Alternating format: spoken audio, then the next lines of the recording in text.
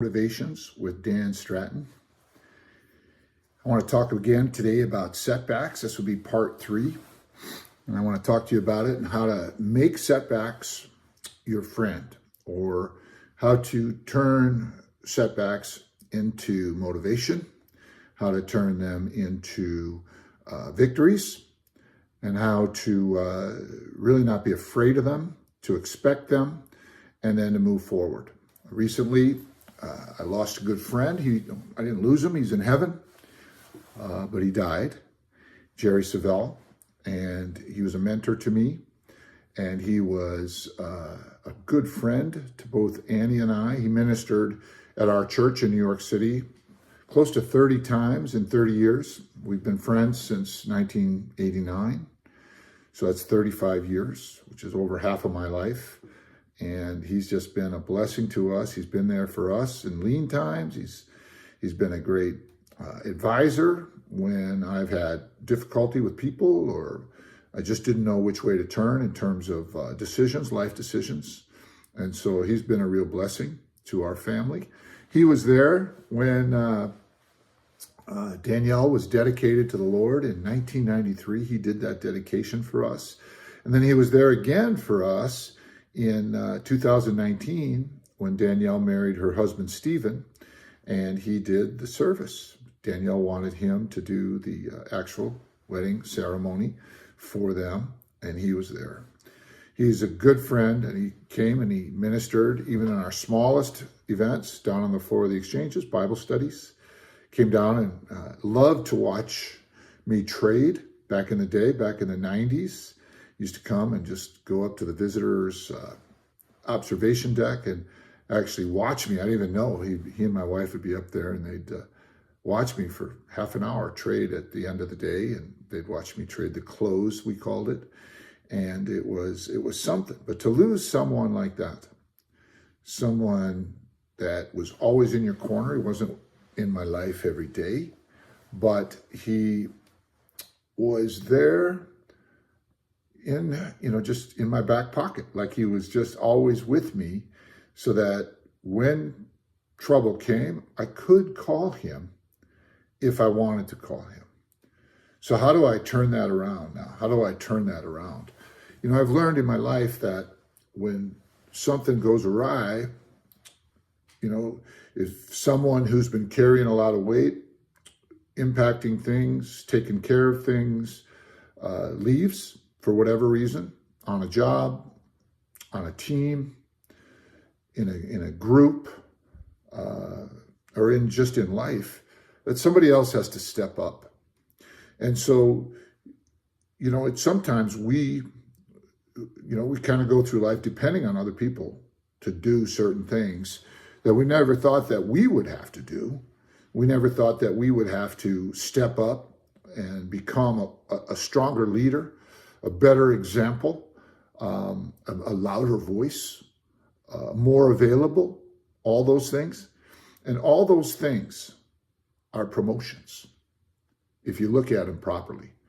I always say, I get to. I don't have to.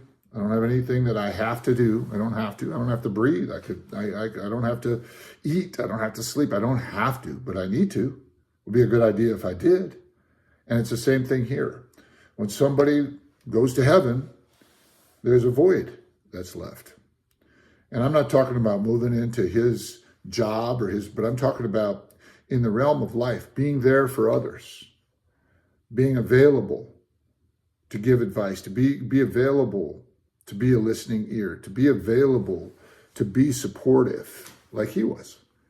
I am available in my sphere, but I want to be better at it. I want to be more available. I want to be wiser. I want to be stronger.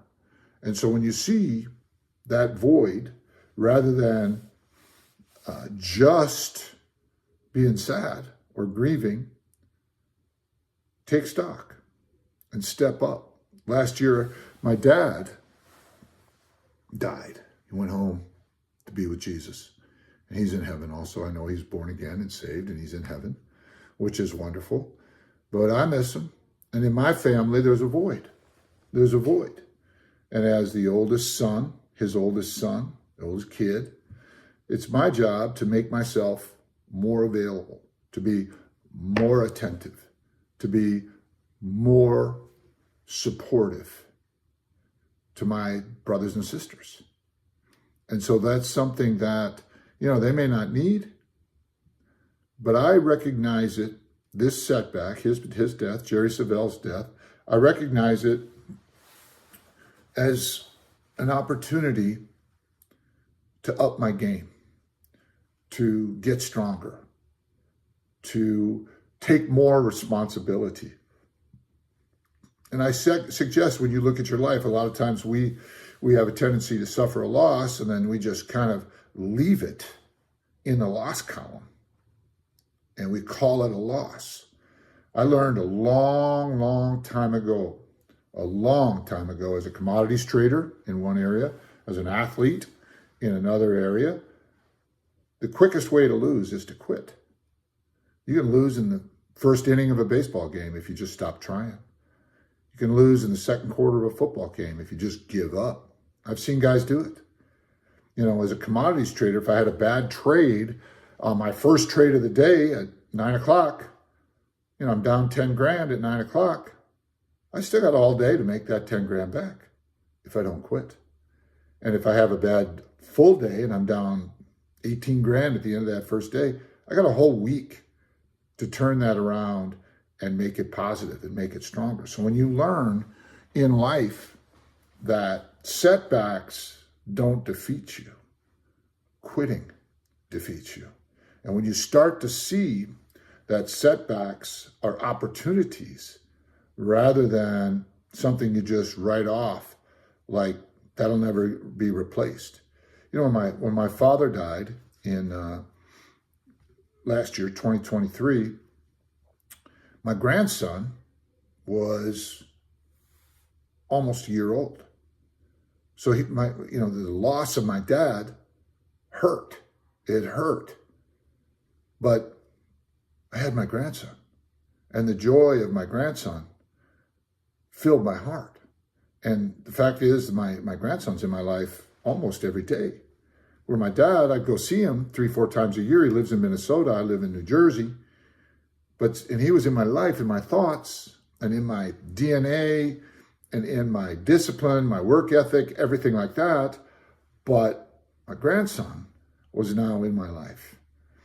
And it is something to remind yourself on a regular basis that winning, being successful, requires a mindset that when things don't go the way you want them to go, you really have to see it as an opportunity to get stronger, to step up. And so you think about things, right? You think about things, how can I do that? At the beginning of this year, my mantra is, or the one-liner that I'm supposed to take into prayer every morning, into my journaling time every day, into my thought life every day is, and this may seem awkward to you, but it's strong in me. How can I love you better? And that goes for the men that I work with in prison. That goes for the leaders I'm training in Cuba. That goes for the leaders I'm training in my church. That goes for the men and women that I'm mentoring in business. How can I do better for them? How can I listen better? How can I learn so that I know more, be wiser, learn about, opportunities, learn about resource supplies, learn about concepts and new technologies. How can I train to serve? Always looking for ways to see setbacks as opportunities to get stronger, opportunities to train. And you might imagine that when I have this mindset and I think about this and I teach the guys in prison, right? I teach the guys in prison, see your setbacks as opportunities to learn, as opportunities to grow. You've got a lot of downtime. You're sitting here in prison. Read a book. Read 10 books a week. Read your Bible. Begin to learn to write better. Write every day. Write every day. Send that writing to me. I'll read it. I'll get somebody to read it. I want to be more available to you. So as I think about these things, and these guys are locked up, they got time. So how do they see that setback, which is going to set them back a lot of time, a lot of years? How do they turn that around and make it, cause them to grow, make it positive, make it edifying in some way? How can they use that obstacle? How can they use that adversity to really, really grow? And so it takes a lot. It takes a lot to make that decision. I think of David. You guys know David and Goliath, right? And David was the outcast son, right? And so he was given the dregs of the work, while his older brothers, he had a lot of them, I think he had 11 or 12 of them, they were all like soldiers, and they were in the dad's house, and they were highly valued, but not David. David was sent out to take care of the sheep. He was the youngest. He was the one that basically his dad threw away. And yet when David was out there, he took his responsibilities seriously. And while he was out there, he trained. He learned, he actually taught himself how to work a sling so well that he could hit a stump from 200 yards away with either hand. That's a lot of training. That's a lot of practice. To the point where he could take down a full-grown bear from 100 yards with a stone and a sling. Take down a full-grown lion. He's not out there wrestling with this lion and this bear. He's taking them down with the sling. Goliath wasn't the first giant animal he took down, because David took the setback of him being treated poorly by his own dad to train. And so I say that to you today. When the world rejects you, get better. I say this to my artistic types in New York that come to me for advice. When you get rejected for a part, when you don't get selected, get better. Train. Sing more. Study your craft more. Get to the gym. Get better looking. Eat better. Sleep better. Train. Because you're going to get your chance. You're going to get your chance. And I've learned in my life over and over and over again, very rarely was I the first pick. When I was a junior in high school, I wasn't the first pick for quarterback, but the varsity guy who was a senior went down.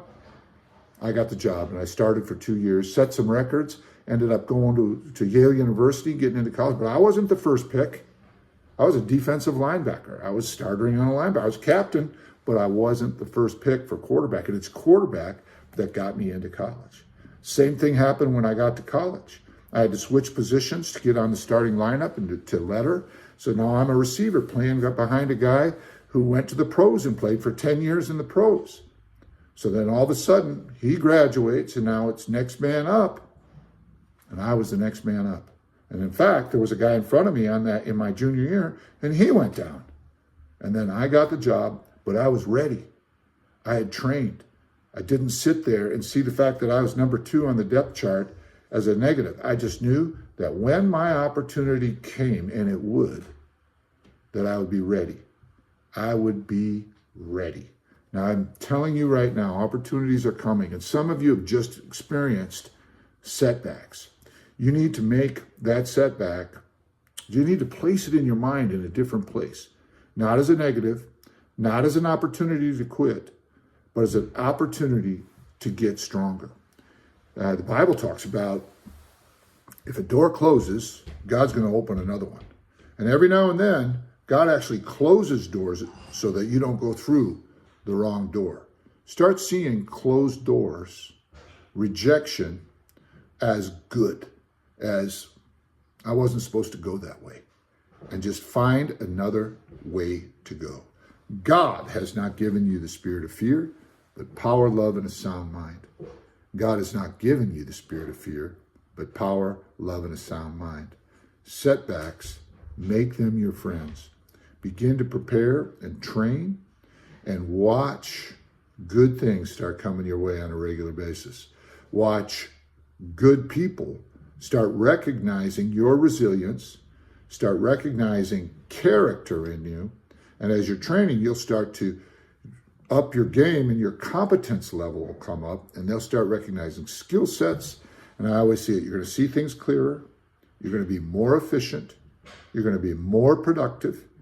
You're going to be more promotable, and you're going to grow. So I thank you for listening to Morning Motivations with Dan Stratton today. Hope you continue to tune in. If you have a question or you want to make a comment, just reach out to me. I'm looking forward to getting to know you. And we're here. We do a lot of training as a team. So if you'd like to become part of those teams and part of this network of people that are really growing, that are overcoming obstacles, that are doing those next smallest doable steps, that are living in a thankful place and realizing what we would do if we knew we would succeed. All right, buddy. If you've been on here today, reach out. I look forward to meeting you or reconnecting with you, whatever it is.